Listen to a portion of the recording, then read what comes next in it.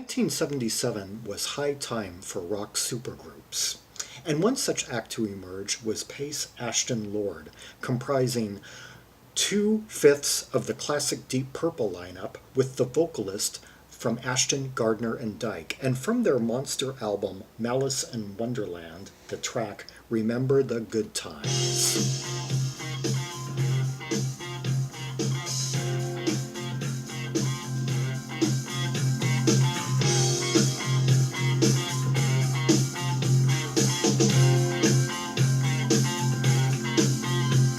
Now, I just love that figure about how that thick bass line is being cut up kind of by that thin but persistent guitar figure right there.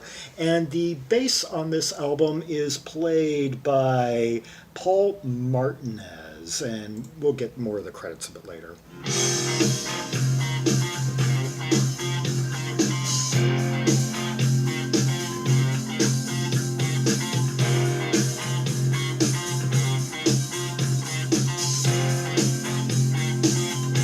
Hear that echoey organ of Jon Lord? It's just kind of subtle, but like at the end of each bar, it just kind of rises slightly. I can see love in your eyes, but you know near me. I know that there's pain in your heart, but you know leave me. I can see showers of rain out that distant.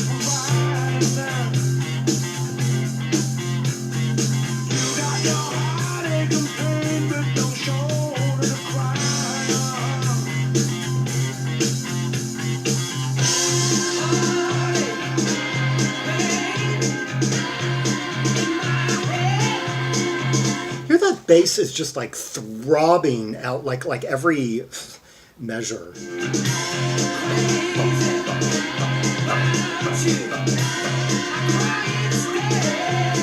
And I really like Tony Ashton's vocals too. They're it's almost like one of a kind. He's definitely from that belter school that emerged in like 1969 thereabouts. He had been in a band called Remo 4, but of course on the first Ashton, Gardner, and Dyke album, which came out around the same time that Joe Cocker was breaking big, and this whole like cap had blown off, and this whole and English vocalists were now becoming much more like guttural and just full of all kinds of it. You no longer had that more refined kind of pop crooner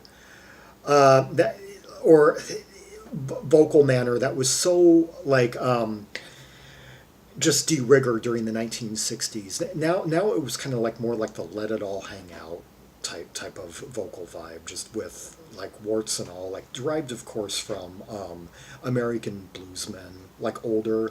I think in some way the influence may have come from African American soul and blues performers who were much older than these English musicians. In a way, it was like 20-something English vocalists trying to mimic the vocal expressions of 70-year-old African American bluesmen who had been plying their trade since the 1920s or so by this point in time. Or 1930s. Let's not break the attraction we have from the moment we met.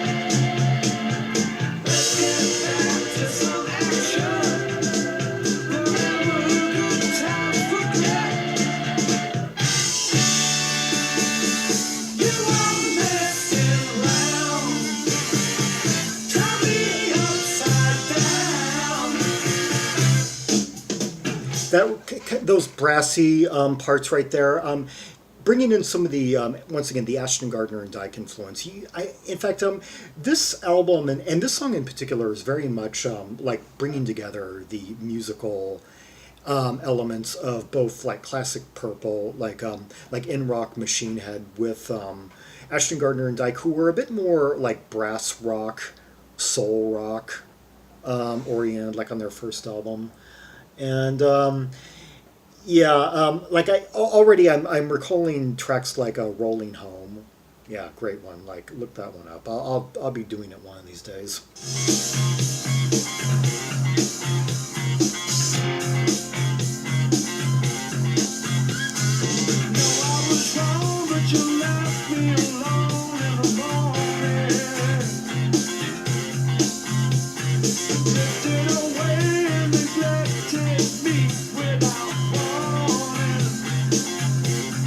It's so catchy how that guitar figure is just so persistent throughout. It just the same figure as the tonic shifts underneath it.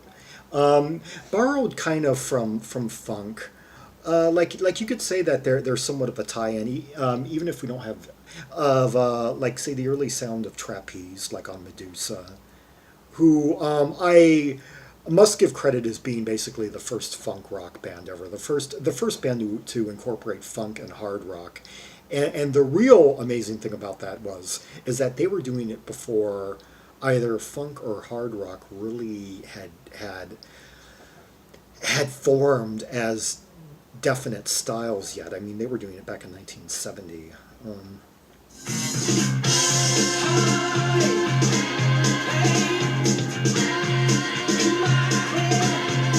Oh, and if you think that trapeze is kind of an irrelevant reference to be throwing in right here when we're talking about guys from Purple and Ashton, Gardner, and Dyke, remember, Glenn Hughes, one of the masterminds behind trapeze and a very prominent force on Medusa, driving force behind that album, he replaced Roger Glover in Deep Purple and was part of that Coverdale Bolin lineup, Tommy Bolin lineup of the band.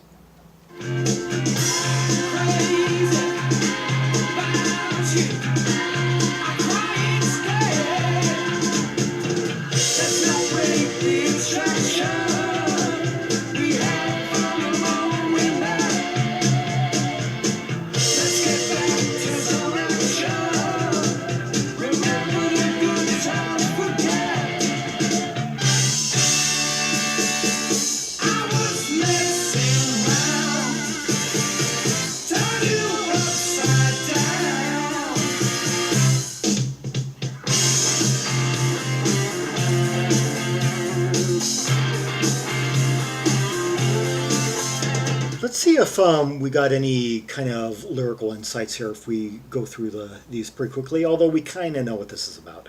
I can see love in your eyes, but you're no longer near me. I know that there's pain in your heart, but you no longer read me.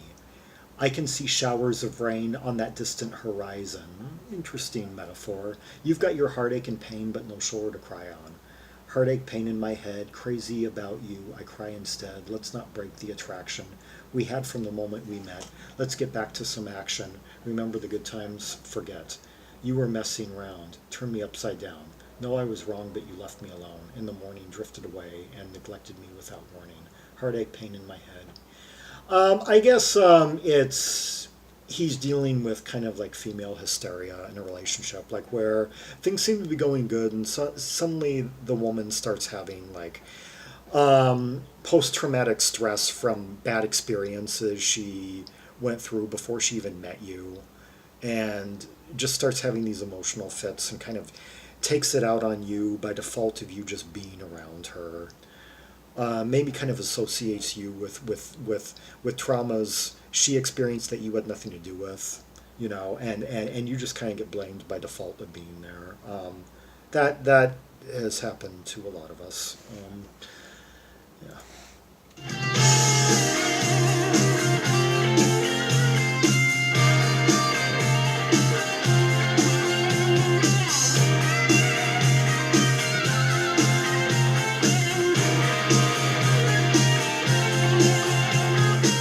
Let's see, that is Bernie Marsden. I am somewhat,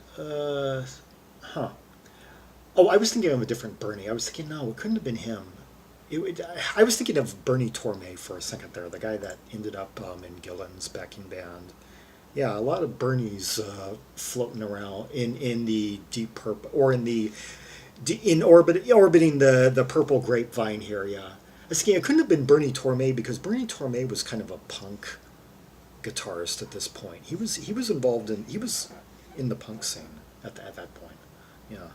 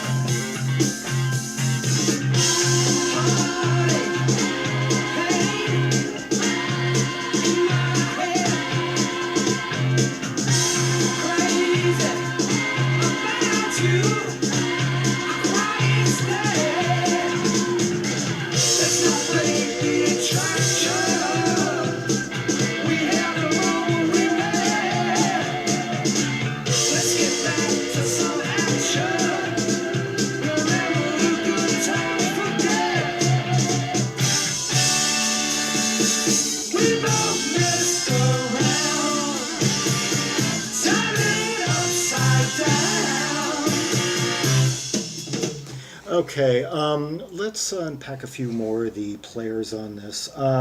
Saxophones played by Howie Casey and Gilbert Dall'Anese. Let's see here. Howard Casey, 72 credits according to Discogs. Oh, played with Paul McCartney and Wings. He was on their Band on the Run album. He played on John Entwistle's Rigor Mortis Sets In.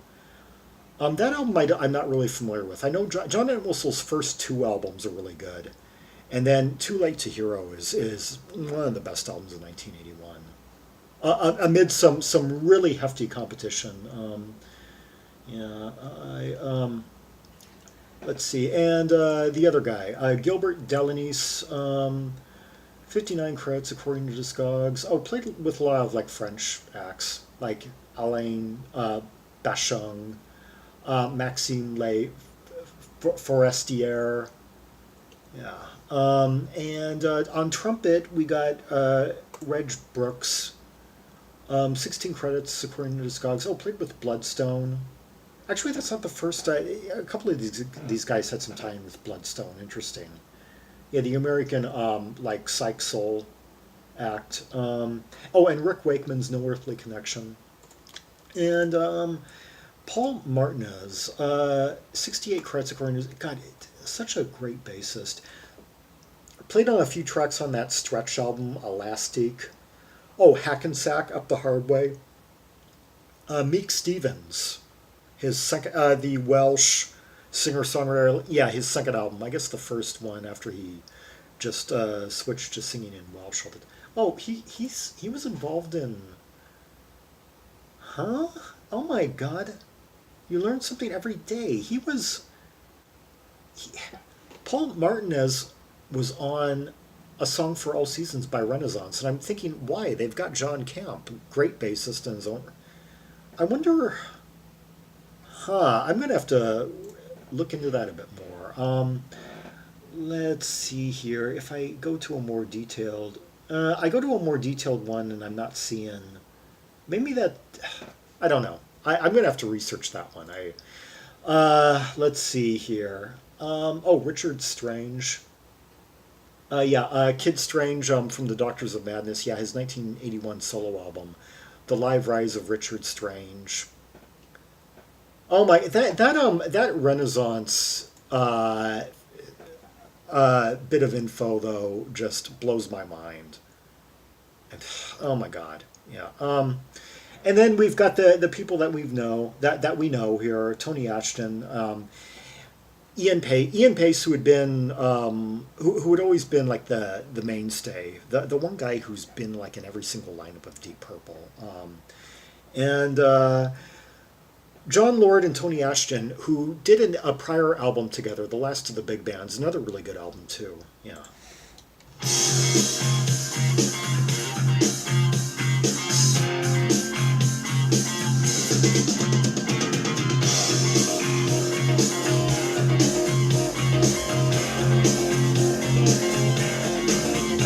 Hear that clavinet?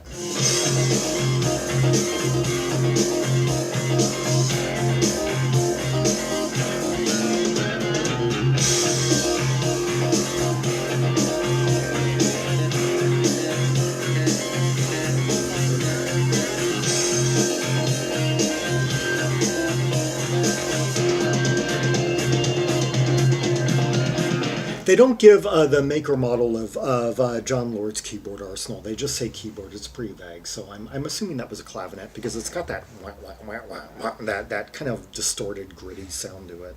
Or it could be like a Hammond played through some, manipulated with some pedals or something. Or maybe like a clavinet setting on some other instrument. I don't know.